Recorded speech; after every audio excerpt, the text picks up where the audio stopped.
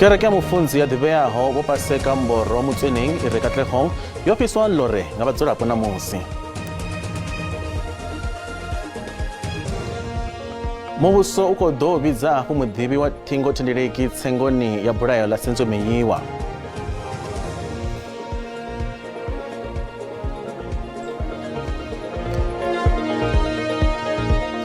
Nda lokovela ndine chanduko ligege. Ndikapatanganedza kha mapungu a Chivenda pana kha SABC2 ndibe ndiliboshelwa ngabone akwayani ngaribe rothe. Kereke ya bafunzi bo Paseka Mboro Mutwening ya Incredible Happenings Ministries ine wana katlehong vaduba ha Johannesburg yo piswa lore nga vadzulapo namusi.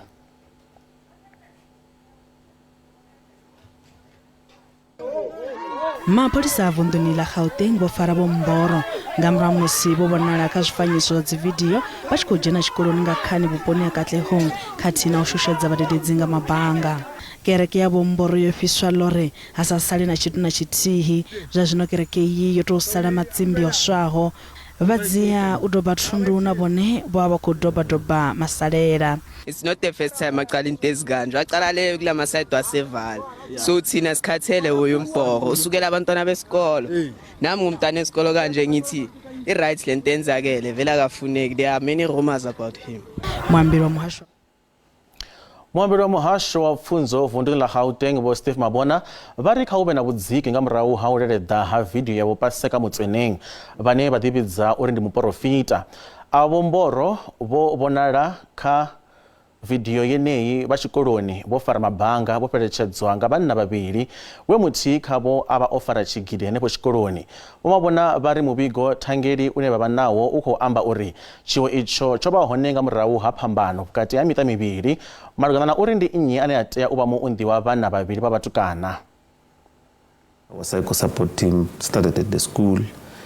Our employee wellness program will also go. They will start there very early in the morning to conduct that process. But we will be supporting the school fully, just to make sure that they are, they are going through, they are not going through, these bad things that are happening there. So we will be supporting them. But we just want to call upon parents to give us space, because we understand that some parents came, they wanted to take the children home and all that.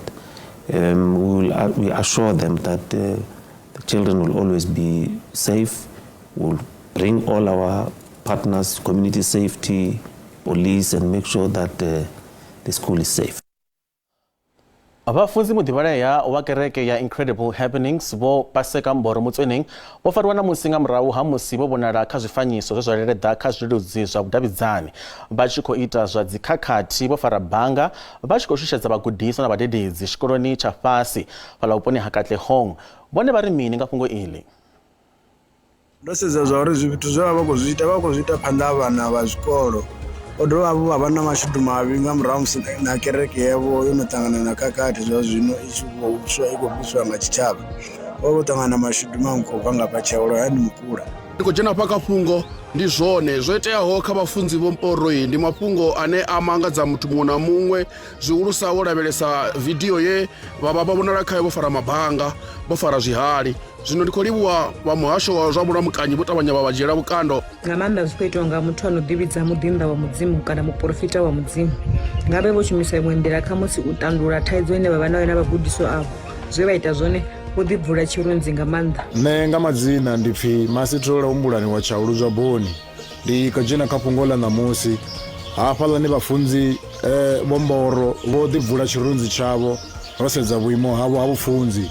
Ndi tshiri zwe vha ita zwo khakhea nga maanḓa kha vhalivhane na tshimbila tsha mulayo zwe vha ita zwi tshedza vhagudiswa na vhadededzi. Ri khou livhuwa vhupfuwa havho kha fhungo iḽi nga ri bvele phanḓa. Ndingedzo dza phuresidennde wa kale vho Jacob Zuma dza u tshutshisa phuresidennde vho Cyril Ramaphosa lwa private dzo fhiriselwa phanḓa u ya ṅwedzi wa luhuhi ṅwakani. Izwi ndi musi hu tshi ḓo vha ho lindelwa maga avho a khaṱhululo malugana na u khwaṱhisedzwa ha ndingedzo dzavho dza vhutshutshisi ha private. President wa kale vho Jacob Zuma ava khou laṱela thaulo kha ndingedzo dzavho dza u ṱoḓa u sengisa President vho Cyril Ramaphosa tshi kwama u pundiswa ha bammbiri dza tshiimo tsha mutakalo wavho kha tsengo yavho ya milandu yavho ya ḓa khothe khulwane ya KwaZulu-Natal fhala Pietermaritzburg. Vho Zuma vha khou hweswa mulandu wa Ramaphosa wa uri vho kundelwa u dzhia maga o teaho kha zwine vha ri ho vha na u ṱudza kha kutshimbidzele kwa tsengo zwa sia tshi tshi khou vhea tshiimo tsha NPA na tshanḓa tsha mulayo fhethu hu si havhuḓi. What happened is that in May of this year, the SCA reconsideration application was dismissed. Unfortunately, and as my attorney put it, the matter fell through the cracks, but there was certainly, as it is indicated in the document that I handed up, my lord, there are certainly instructions from the private prosecutor to institute a further appeal in the Constitutional Court. Vho Ramaphosa vho itela khaedu mulandu uyo u ṱoḓa u thivhela u sengiswa havho vha fhenya naho zwo ralo vho Zuma vha kha vhuima mutshutshisi wa private vho tea u bvela phanḓa na u ḓivha dza khothe sa izwi u sa ḓivhonadza havho zwi nga sia mulandu uyu u tshi khou fheliswa u ya nga tshitengo tsha vhufumi tsha mulayo wa milandu ya zwa vhutshinyi. Zwo ralo vhoramilayo vho Zuma wombela tshifhinga tshilapfu tsha u dzudzanya khumbelo ya khaṱhululo. Thank you. Then, as per the draft order dated the 6th of August 2024, it is hereby ordered, having heard counsel for the private prosecutor, that the criminal proceedings are hereby postponed to the 6th of February 2025. And secondly, that the private prosecutor shall at that stage appraise the court regarding any developments in the matter. Mulandu uyu u ḓo dovha hafhu vhuya khothe khulwane ya Gauteng nga ḽa rathi ḽa Luhuhi ṅwakani. Vhaimeleli vha mulayo na vhatshutshisi tsengoni ya bulayo ḽa Senzomeyiwa vho vha na khuḓano malugana na vhuṱanzi ha ṱhingothendeleki vhune hapfi vhu khou ṱumanya vhaholelwa ava vhaṱanu na fhethu he bulayo ḽa Senzomeyiwa ḽa bvelela hone. Muvhuso u khou ṱoḓa u vhidza hafhu ṱhanzi ya muvhuso vhane vha vha pholisa ḽa kale vhane vha ḓivhesesa nga ha ṱhingothendeleki mukolonele Vho Lambert Steyn uri vha ḓe vha ṋekedze hafhu vhuṱanzi na u bvisela khagala phambano dzine dza vha hone kha vhuṱanzi. And the state says it's not a contradiction.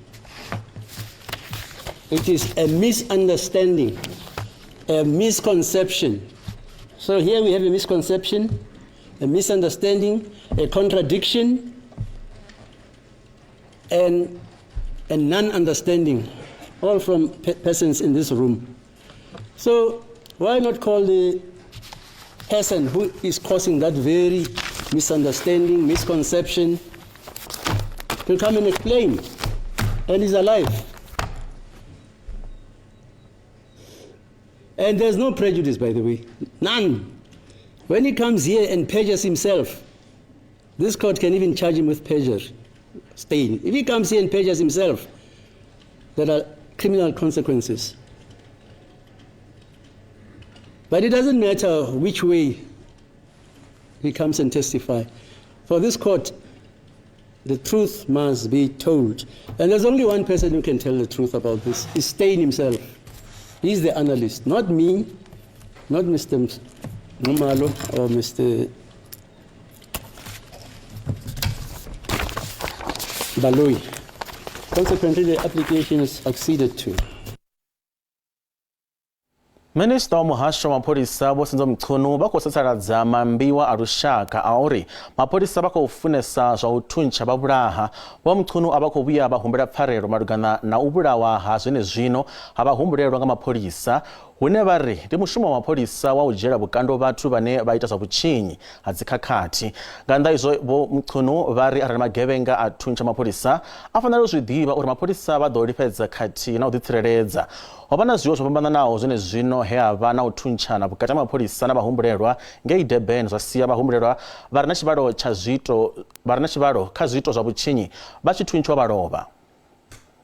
I must mention 5 AK-47s were found there. AK-47s.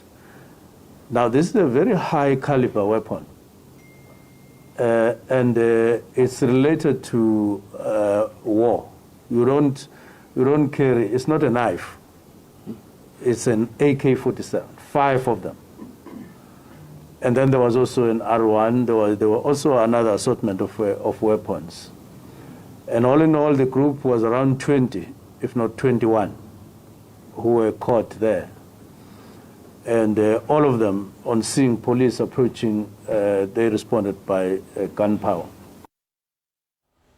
zwa zwino nga ri thome ri rengise ri ya vhuya usikale vha songo ṱutshela kule.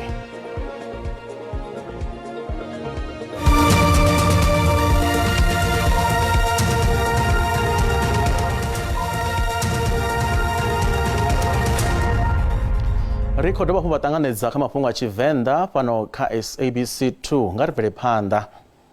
U thetsheleswa ha khumbelo ya beili ya vhanna vhavhili vhane vha khou hweswa milandu ya u bveledza zwidzidzivhadzi khathihi na u zwi rengisa zwo fhiriselwa phanḓa u ya vhege i ḓaho nga Ḽavhuvhili u itela vhuṅwe vhuṱanzi khothe ya madzhisiṱiraṱa ya Groblersdal vunḓuni ḽa Limpopo. Vhahumbulelwa avho vhane vha vha vho Frederick Botha na vho Simphiwe Khumalo vho fariwa tshifhingani tsha fulo ḽa mapholisa limagani ḽi siho mulayoni ḽa u bveledza zwidzidzivhadzi ngei Groblersdal vhege tharu dzo fhelaho. Avha vhavhili vho fariwa na vhaṅwe vhahwelelwa ngavho vhararu vhane vha vhadzulapo vha Mexico vho Ruben Vidan, vho Gonzales George Partida na vho Gutierrez Lopez Alejandro. Abo vhararu vhone vho mbo ḓi litsha u ita khumbelo dzavho dza beili. Ramafhungo washu Tendo Bobodi una muvhigo nga vhuḓalo. Ndi khou livhuwa tshoṱhe mulandu kwamaho laboratory ya u bika zwidzivhadzi uri siho mulayoni fhaḽa Groblersdal Ḓakani tsini na Thavha wo vha wo dzhena namusi hafhanoni khothe ya madzhisiṱiraṱa ya Groblersdal ḓo zhumbula zwori ndi zwithu zwa bvelaho vhege mbili dzo fhiraho ya ḓo wanala lebo yeneyo ine ya pfhi i bika zwidzivhadzi zwinzhisa nahone ndi lebo khulwanesa i siho mulayoni Afrika Tshipembe. Vhahumbulelwa vhaṱanu vho ḓo fariwa hone vhararu vha tshi bva kha shango ḽa Mexico. Avho vhararu vha bvaho kha shango ḽa Mexico zwa zwino vha tshi vho ṱutshela khumbelo ya beili. Vhege fhiraho mulandu wo dzula hanefha u tshi khou itiwa khumbelo ya beili he wa ḓo pfukisela kha ḓuvha ḽa namusi wa dovha hafhu wa dzula ri tshi khou amba zwa zwino wa dovha hafhu wa pfukisela vhege ḓaho. U pfha zwinzhi uri ho itea mini khothe ḓuvha ḽa namusi. Ndi na muambeli wa NPA vunḓuni ḽa Limpopo ndi vho Mashudu Malabi Jangi. Vho Mashudu ri khou livhuwa tshoṱhe, vho Malabi Jangi ri khou livhuwa tshoṱhe tshifhinga tshe vha ri fha tshone. Ho itea mini ḓuvha ḽa namusi musi ri tshi lavhelesa mulandu uyu? Ndi zwone ḓuvhani ḽa namusi hafha khothe Groblersdal havha vhahumbulelwa vhaṱanu vho ḓivhanadza phanḓa ha khothe. Fhedzi vhahumbulelwa vhavhili vhane vha vha vha fhano South Africa ndi vhone vhane vha khou ita khumbelo yavho ya beili. Havha vhana vhavhili musi vha tshi khou ita khumbelo ya beili khothe yo ḓo sumbedzisa kha ḓuvha ḽa namusi uri hu na vhuṱanzi vhuṅwe vhune vhu khou nyaga uri i vhu pfesese kone u pfuka khaho. Ya vhudza ṱhanzi ya muvhuso ane a vha muṱoḓulusi wa mulandu uri vha khou nyaga u vhona zwinepe zwine zwa vha kha album uri vha vhone uri na laboratory i na zwifhio. Zwino zwezwo musi a tshi khou vhudziseswa ṱhanzi ya muvhuso vho sumbedzisa uri ndi zwone ndi fhethu hune havha hulwane vhukuma hune vho vhona zwidzidzivhadzi na zwiṅwe zwishumiswa ende vha sumbedzisa uri hei laboratory a vhathu i vhona ndi iṅwe ya laboratory dzine kha zwo zwidzidzivhadzi zwine zwa vha hone hafhanoni musi vha tshi khou ita milandu yenoni ya vha yo thoma ende ya vha yone i khulwanesa. Zwino mulandu wo inoni wo pfukiselwa phanḓa kha vhege i tevhelaho uri hu ḓe album hafha khothe musi khothe i tshi ḓo vha i tshi khou kona u nga vhona na vhathu vhoṱhe vhane vha ḓa vhafho uri vha kone u ḓivha uri ndi mini zwo ḓo vha zwi hafho kha laboratory. Musi ro dzhena kha uno ṅwedzi wa vhafumakadzi, tshiṅwe tshigwada tsha vhafumakadzi ngei Makonde tsini na Thohoyandou vunḓu ḽa Limpopo vho shandukela kha zwiko zwa mupo u itela u ḓisikela mishumo. Vhafumakadzi ava vhane vha lingana 12 vha khou shumisa mafula na maṱari a muringa u bveledza jamu khathihi na tie. Thandela iyi ine ya pfi Makonde Indigenous Fruit Processing Association yo thoma nga vhadzulapo miṅwaha yo no fhira 10 yo fhelaho. Zwa zwino thandela yeneyi yo no thola vhathu vha re na tshivhalo nahone ine ya tshikhala vhaswa uri vha gude hone mishumo. Makonde ndi vhupo ha dzimvula na u ḓala ha miri ya ḓaka i titimaho. Fhedzi u dovha ha vhupo ha vhushayi na u shaya mveledziso. Yeneyo miri i fanaho na mifula na mihuyu a vhafumakadzi vha khou i shumiswa lwa na vhushayi. Vha ita jamu nga mafula na nga maṱari ya muringa. Vha rengisela zwibveledzwa zwavho kha vhadzulapo hanefho Makonde na vhupo ha tsini. Tshithu tshe ri ṱuṱuwedzaho nga maanḓesa ro sedzesa uri hafhano sa Makonde hu na vhushayi vhunzhi nga maanḓa. Zwino ha thomiwa project ha 2009. Iyo project yo vha yo sedzana na mitshelo ya ḓaka. Sa izwi fhano vha tshi zwi sedza vha ḓo ḓi zwi vhona zwori ndi fhethu ha mitshelo yo fhambananaho. Muhumbulo muhulwane wa mbo ḓi vha khou amba upfhi ri nga ita jamu ya mitshelo ya ḓaka. Miri iyo vha vho to i ṱavha tsini uri vha kone u londota. Fhedzi u shaya ha tshomedzo ndi zwone tshikhukhulisi tshihulwane. Thuso ine nda nga itana ri khou funa u lima hafha u bva hafha u guma hangei fhasi. Thaidzo a re na paipi dzo ri shele dzo bva ngei u guma ngei rali masu zwo bva afha guma ngei ndi zinzhi nazo ri nga kona u zwi rengisa ra i vha i khou ita i khou ya nṱha. Vhaswa vha ri vha khou guda zwinzhi kha thandela iyi. Hei project i khou mpfara zwavhuḓi, ndo no guda zwinzhi khayo u bva tshe nda thoma ngori ndi vho kona u ḓivha uri muthu a tshi ṱavha u tea u thoma a tsheka mavu uri mavu a o lugelana etshi tshimela tsho no khou tea u ṱavhiwa, then ndi vho kona no kala manyoro uri manyoro muthu a si ku shela. If are ndo no wana fhethu hune ni nga zwi shumisa u ita zwone hanefho fhethu. Zwiṅwe nda dovha nda guda na u ṱavha ngori u ṱavha zwi a konḓa. Ri nga ṱavha zwiṅwe zwa sokou ṱuwa nga ḽaini, zwiṅwe zwa sokou ṱuwa zwi khou peyama. Zwino ndo guda u ṱuwa nga ḽaini, nda guda nori manyoro a shelisiwa hani ngori wa shela a manzhi zwimela zwi afa. Vha tshimiso tsha mveledziso ya zwa ikonomi vunḓuni ḽa Limpopo kana leader vha ri vha ṋea khadzimiso ya masheleni kha thandela dza lushaka uhulu. Lutendo Bobodi, SABC News, Makonde. Na ḓorobo wa masipala wa Madibeng vho humbela u farelwa lufhanga kha vhadzulapo vha Brits kha u elela ha storage ine ya nga vhangela vhadzulapo thaidzo dza mutakalo. Izwi ndi nga murahu ha musi phaiphi dza storage dza vhupo ha Muthutlong na Demonsville dzo phamuwa dza vho vhanga miḓalo mavhiḓani a Demonsville ngeno maḓi ayo a tshi khou livhiswa ḽimagani ḽa u kunakisa maḓi ḽi re Brits. Mushumo wa u kunakisa maviḓa ayo wo no ḓi takutshedza. Vha miṱa vho lovhelwaho a vha ngo farea zwavhuḓi musi vha tshi tumbula uri storage dzi khou elela u ya mavhiḓani a vhafunwa vhavho. Muṅwe wa miṱa we kwameaho ndi vho Griffith Malungani vhe vha vho no ḓi thoma ndugiselo dza u ita mushumo wa u tebula matombo mavhili fhaḽa mavhiḓani. Vho kombetshedzea u fhirisela phanḓa mushumo uyu khathihi na uri vha khou ofha u vhea mutakalo wavho khomboni. Ara ikutlwa pila because ka itse uri matlapa ana ke seloko mona and then ga a kra metsi seloko se le sa saka and then a ba senyega. Vho Malungani vho ṱahisa vhupfuwa havho kha iṅwe ya radio dzapo vha tshi khou ṱuṱuwedza uri hu dzhiiwe maga a tshihaḓu nga vha masipala wa Madibeng. We were upgrading the system and redirecting the sewer from Hot 20 to Brits. So some technical problems emerged that led to the spillage.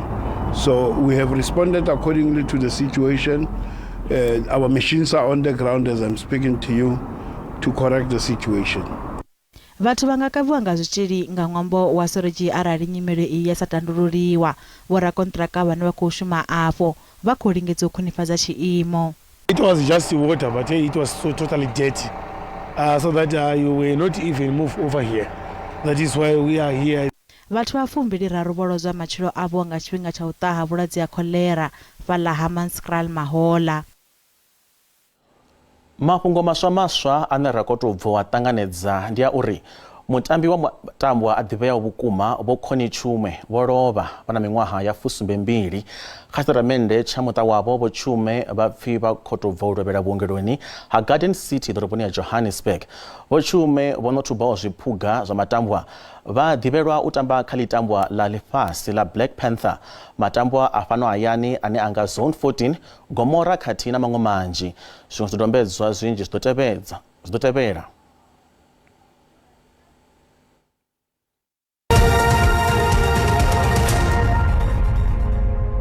Zwazwino ri vha ḓisela mafhungo a zwa ikonomi hune rannda ya vhonala yo dzika musi i tshi vhambedzwa na maṅwe masheleni maṅwe na ḽifhasi. Dolara ndi 18.48, bondo 23.51, euro ndi 20.50, pula ya Botswana 1.35. Mikovha ya GSE i fhasi. Kha zwibveledzwa musuku ndi $2,392, platinum ndi $924, oil yo kunakiswaho $76.91 nga faki. Ana musi mafhungo o guma hanefha a madekwana vhuḓi mutsho wa tevhela zwene zwino. Ndaa.